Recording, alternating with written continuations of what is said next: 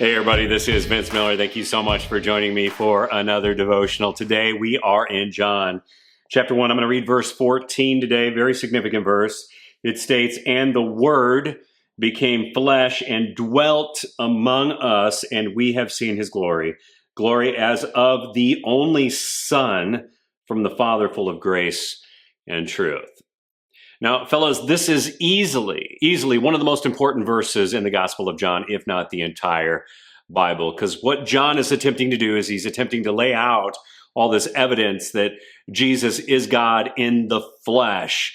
And specific Gnostic ideas in his time thought it was improbable that what was divine could coexist with humanity because they saw human life as evil.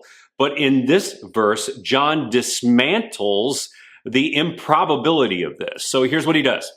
First, he connects the word or logos in chapter 1, verse 1 to this verse here, verse 14.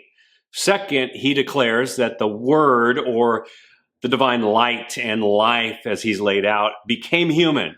And third, he tells us that the word dwelt among us. And the word dwelt here is a very special word. It is the word tabernacled. And that is a word that would have elicited very specific images in the mind of ancient followers.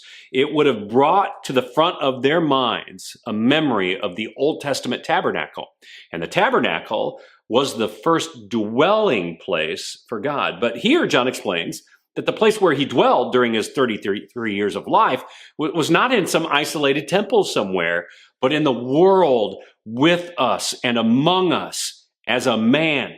So we conclude from this verse that John testifies Jesus is the divine word who chose to live among us so that we might know and have a relationship with him.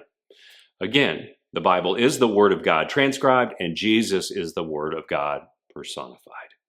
And John believed this, by the way. He was convinced about what he saw with his eyes firsthand, so much so that he wrote a 21-chapter chronicle about all that he saw and heard and experienced. In addition, he suffered incredible persecution for believing and sharing this testimony.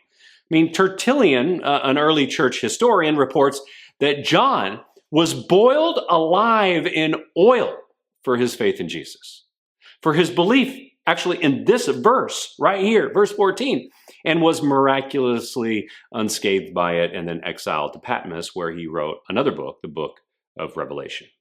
So if you're looking for evidence that Jesus was and is the divine word made human, I really think you have to look no further than John the Apostle.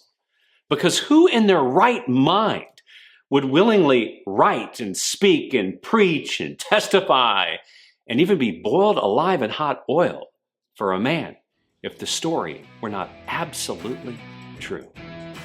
I love you guys. I pray this has blessed you. If it has, share it with someone else. I'll see you right back here again tomorrow.